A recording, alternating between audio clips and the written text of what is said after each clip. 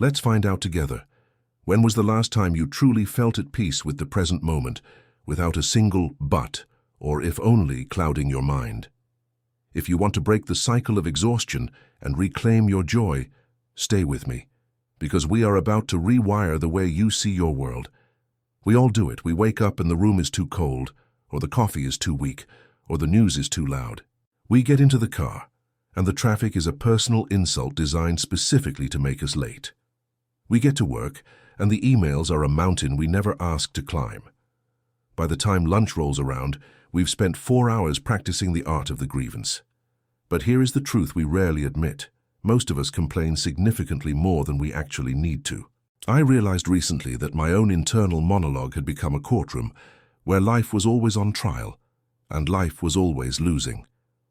The important thing, the thing that changes everything, is beginning to understand exactly when and why we complain. It's a startling realization when you see that complaining often has absolutely nothing to do with the problem itself. You aren't actually mad at the slow waiter or the rainy weather. Often the complaint is a mask for tiredness. It is the sound of a frustration that we simply don't know how to deal with yet. When we complain, what we are really saying is that life is demanding more than we can offer at this specific moment. We feel overextended, underappreciated, and spiritually thin. So, we lash out at the surface-level inconveniences because it's easier than admitting we are overwhelmed. Psychology warns us that this isn't just a bad mood. The human brain has a natural, evolved tendency to focus on what is lacking, on what bothers us, and on what threatens our status quo. This isn't drama, it's biology.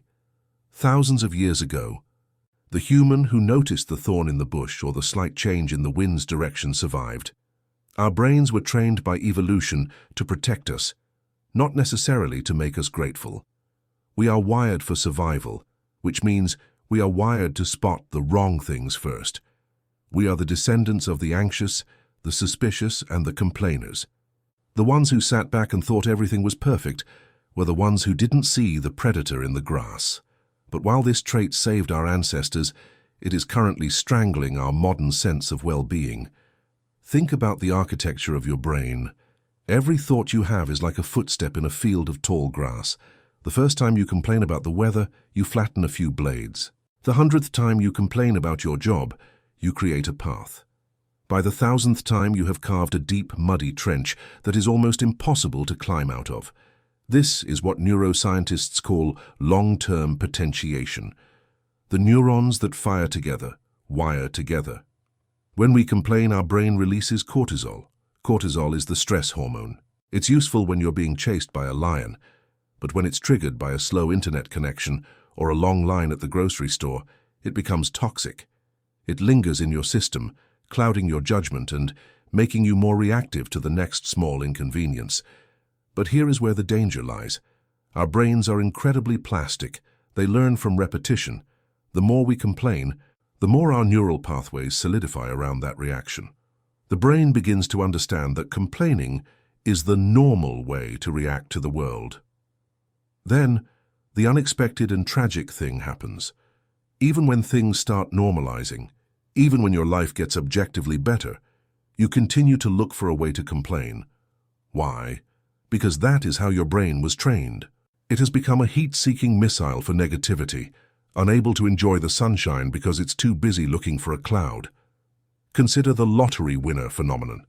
We see people who achieve everything they ever wanted, money, fame, comfort, and within a year, many are just as miserable as they were before. Why? Because they changed their external circumstances without changing their internal wiring. If your brain is trained to seek out what is missing, it will find something missing even in a palace. It will find a reason to complain about the temperature of the pool or the tone of the gardener. We are not victims of our circumstances, we are victims of our habits. Many times, we complain simply to be heard. It is a misguided call for connection. We want someone to say, "I see you, I know it's hard." We use complaining as a social glue. Think about how many conversations start with a shared grievance. "Can you believe this heat? Did you see what the boss did today?" It's a low-energy way to bond with others, but it's a bond built on sinking sand. When you bond over negativity, you create a culture of resentment. You aren't actually supporting each other. You are just reinforcing each other's misery. And while complaining occasionally is a necessary release valve, remaining in that state is a slow poison. It will ruin your relationships, your health, and your future. That is why the most radical thing you can do for your life today is to begin training your brain to be grateful. Gratitude is not a soft emotion. It is a biological powerhouse. When you consciously practice gratitude, you are performing a form of internal alchemy.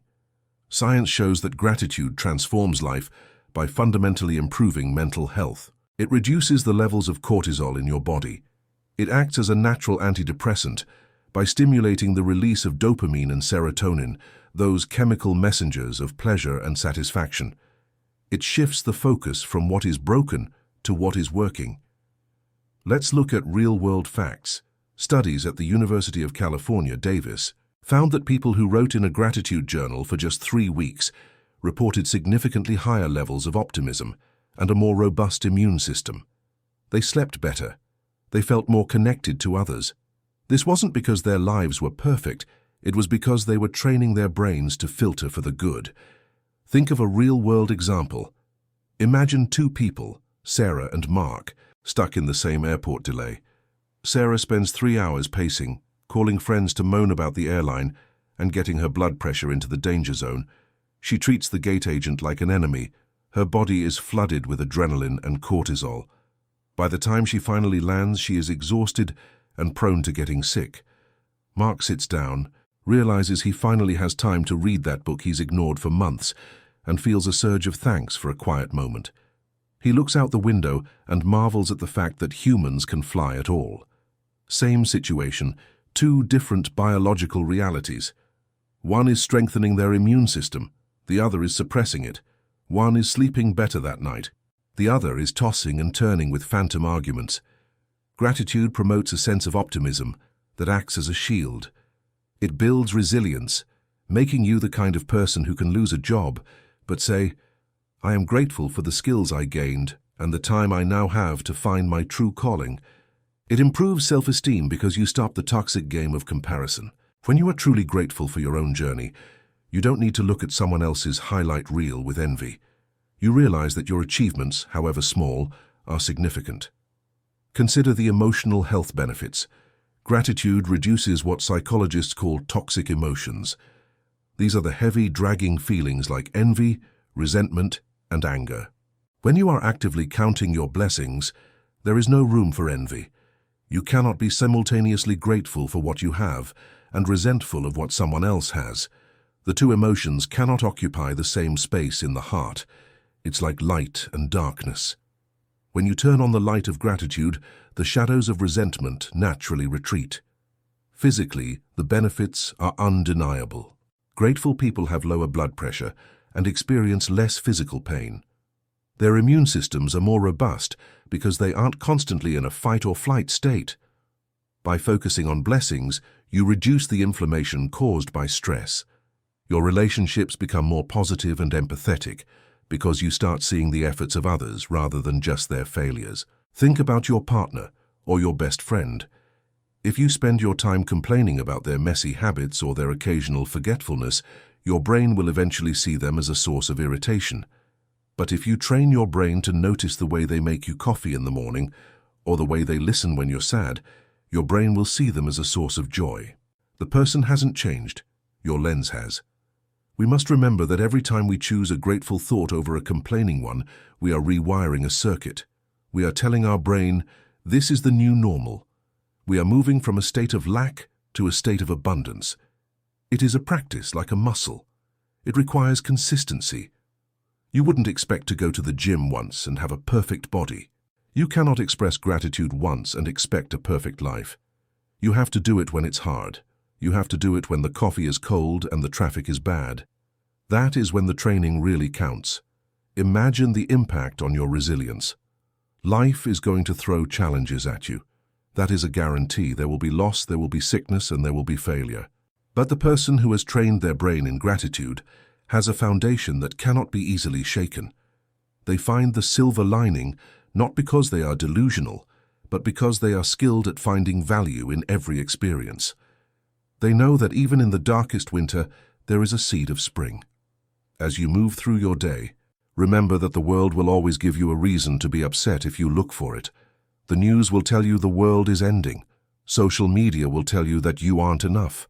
Your own biology will tell you to be afraid. But you have the power to override that programming. You have the power to choose to see the grace in the mundane. Choose to be the person who notices the light hitting the leaves. Choose to be the person who thanks the cashier. Choose to be the person who looks in the mirror and finds something to love rather than something to fix. Life is a precious, fleeting gift, and we waste so much of it waiting for things to be perfect before we decide to be happy. We spend our lives in the waiting room of joy, saying, "I'll be happy when I get the promotion," or "I'll be happy when the kids are older," or "I'll be happy when the weekend comes." But the weekend passes, the promotion comes, and the kids grow up, and we are still complaining. Break the cycle now. Stop waiting for the world to change and start changing the way you see the world. Happiness is not the absence of problems. It is the presence of gratitude amidst them. It is the quiet realization that despite the struggles, despite the tiredness, and despite the chaos, it is a miracle to be alive. It is a miracle to breathe, to feel, to love, and to grow. May you find the strength to quiet the complaints and let the song of thankfulness rise within you. Your heart, your mind, and your life will thank you for it. In the end, we are the stories we tell ourselves. If you tell yourself a story of hardship and unfairness, you will live a life of hardship and unfairness. But if you tell yourself a story of growth and blessings, you will live a life of abundance. The choice is yours, and it starts with the very next thought you have. Before we conclude, I'd love to start a ripple of positivity right here. Scroll down to the comments and share one small thing you are grateful for today. It could be a warm cup of tea, a message from a friend, or simply the fact that you're here listening to this. Let's train our brains together and fill this space with light. If you love this story and want to hear more like it, please hit that subscribe button. It truly means the world to us and helps us grow. And hey, while you're at it, let's aim for 50 likes on this video. Help us smash that goal.